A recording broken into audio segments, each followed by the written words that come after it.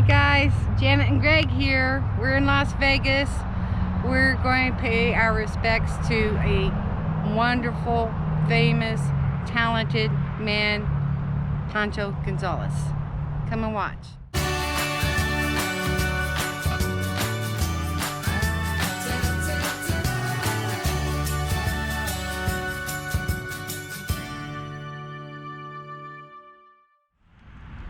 Richard Alonzo Gonzalez, May 9th, 1928, July 3rd, 1995. Querido hijo hermano y padre.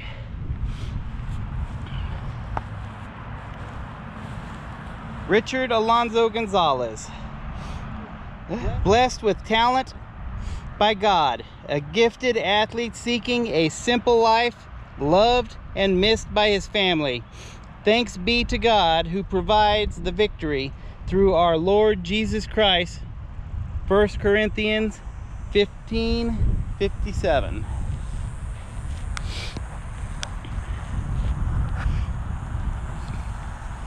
When I was young, I didn't know who Pancho Gonzalez was, but I did know that he was one of the hosts at Caesar's Palace. I found out later he was a professional tennis player, and that if you were a high roller at Caesar's Palace and you were here visiting and you wanted to play tennis, they would set you up with Pancho Gonzalez for a tennis match, or they would have Pancho Gonzalez give you a lesson. As a professional tennis player, Pancho Gonzalez won 14 major singles titles, 12 Pro Slam and 2 Grand Slam, and was the dominant professional of the 1950s. He was the #1 ranked tennis player for 8 years, 1952 and 1954 through 1960, or 8 consecutive years, 1954 to 1961, depending on your source. They didn't have a point system back then. It was kind of voted on by the writers or a group of people as to who won the championship for the season, and Pancho Gonzalez did it 8 years in a row. Pancho Gonzalez was a ruthless competitor, and he had a vicious temper. Many of his adversaries on the professional circuit were intimidated by him, and he was often at odds with officials. And even though he had the bad temper, he was the most popular tennis player of his time. Bill Tilden, up until Pancho Gonzalez came around, or up until Pancho Gonzalez's domination of the sport, Bill Tilden was generally considered the best player of all time. Pancho Gonzalez was considered the best player of his time, and some people actually said he was better than Bill Tilden. Arthur Ashe said that Pancho Gonzalez was his idol, the only idol he ever had. Alan Fox mentioned that Pancho Gonzalez was, if not the best player of all time, certainly one of the best. Inside Tennis magazine in 1986, published in Northern California, had a lengthy article called Tournament of the Century, an imaginary tournament that would determine the greatest of all time.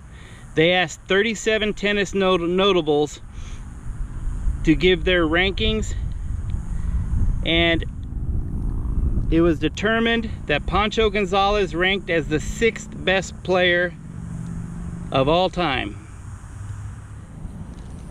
Pancho Gonzalez did receive 1 vote as the greatest tennis player of all time.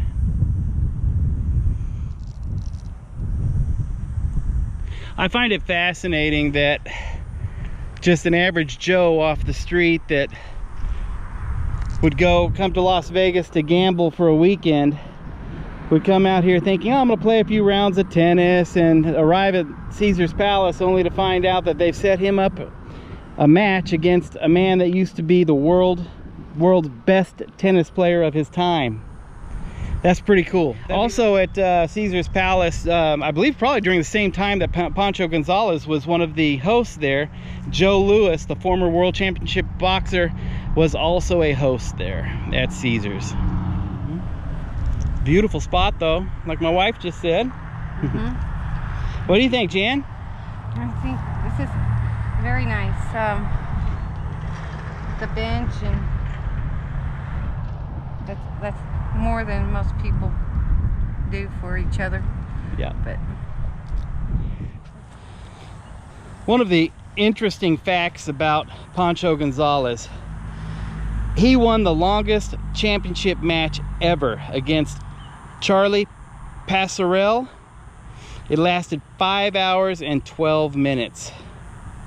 Could you imagine playing tennis for 5 hours and 12 minutes? As a world-class athlete at that level, you would be worn out for a week. Okay, folks, we hope you enjoyed this little visit that we took out here to see Pancho Gonzalez's gravesite. If you enjoyed this video, please hit the like button, the subscribe button, hit the little bell up in the corner for notifications. Please share these videos, and I hope you have a wonderful day. Would you like to add anything, Miss Janet? no, thanks, y'all. See you guys again real soon.